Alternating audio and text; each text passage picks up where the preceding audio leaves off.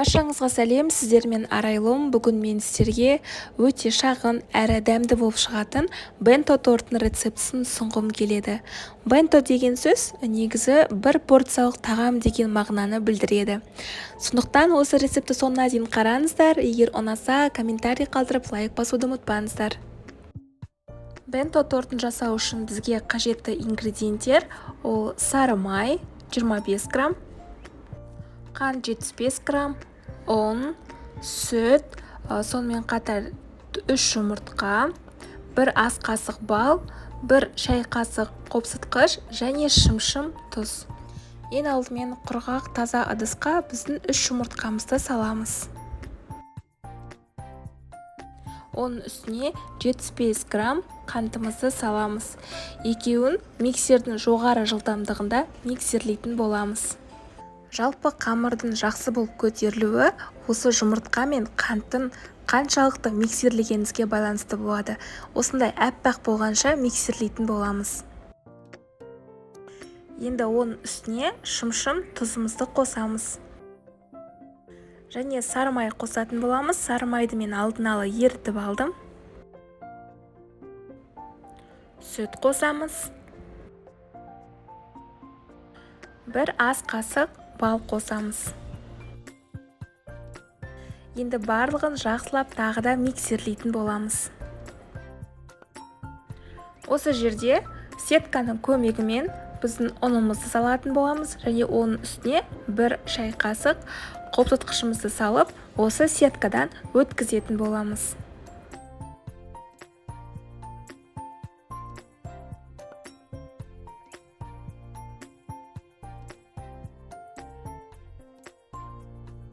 Және миксердің аз жылдамдығында миксерлейтін боламыз.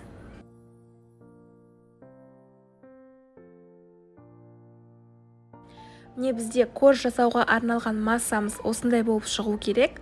Алдын ала пешімізді қыздырып қоямыз осы кезде. Енді противень үстіне пергамент қағаз немесе фольганы төсеп, осы қамырымызды үстіне құятын боламыз.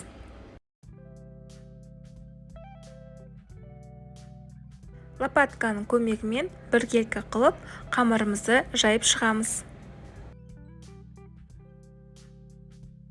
Енді 180 градуста пешіміз қызып тұру керек, 15 минуттай пісіретін боламыз. Піскен-піспегенін ағаш таяқшаның көмегімен тексеріп аламыз. Корж піскенше енді біз кремімізді дайындайтын боламыз. Ол үшін бізге керекті ингредиенттер: тоңазытқыштан жаңа шыққан сливкиді таза құрғақ ыдысқа салып, кішкене мөлшерде, яғни қоюланғанша ғана миксерлейтін боламыз.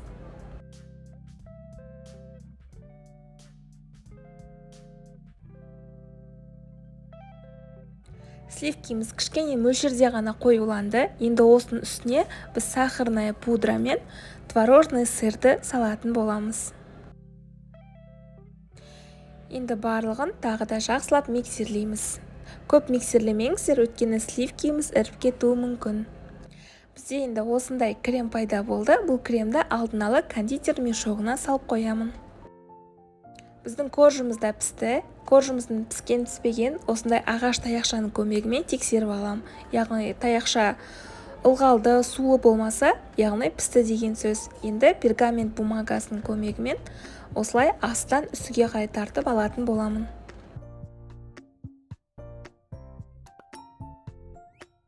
Бенто тортының көлемі менде шамамен 8 диаметр. Менде арнайы кольцо болмағандықтан осындай шай ішетін кесемен өлшеп алатын боламын. Менде 2 торт пайда болады. Осылай 3 бөлікке бөліп алдым корждарымды.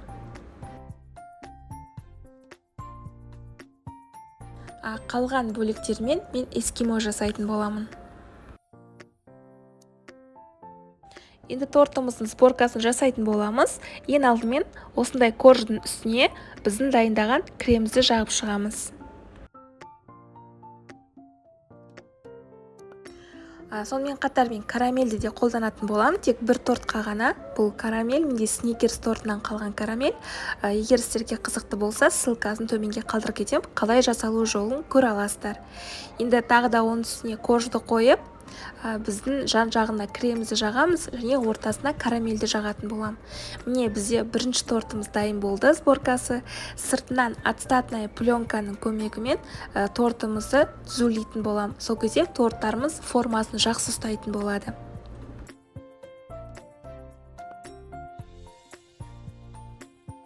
Ацетатная пленка кез келген кондитер дүкендерінде сатылады. Сол кезде біздің корждарымыз жан-жағына құлап кетпейді. Енді мен қалған креммен сыртына обтяжка жасайтын боламын.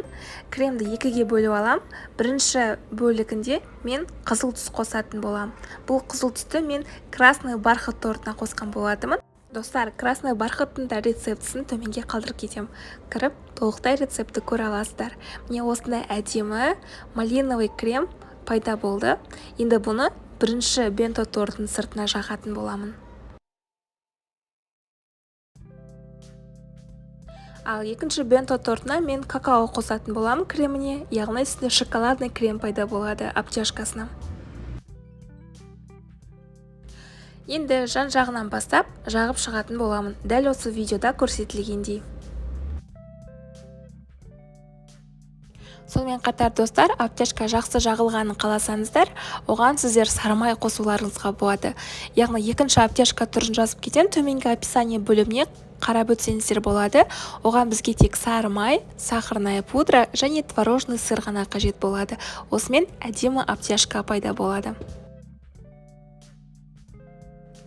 Мен осындай шпательдің көмегімен түзулеп шығатын болам. Достар, егер рецепт ұнап жатса, өздеріңіздің пікірлеріңізді комментарийға қалдырыңыздар. Әрине сұрақтарыңызда болса, міндетті түрде жауап беретін боламын. Және каналыма жазылып, лайк басуды ұмытпаңыздар. Бұл бізде бенто торттың екінші түрі.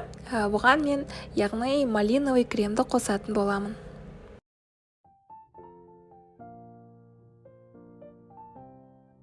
Маған бұл торттың ұнаған себебі өте көп ингредиенттер қосылмайды, экономды, яғни ақша көп кетпейді. Сонымен қатар үйдегілеріңізге күнделікті жасауға өте әдемі көрінеді.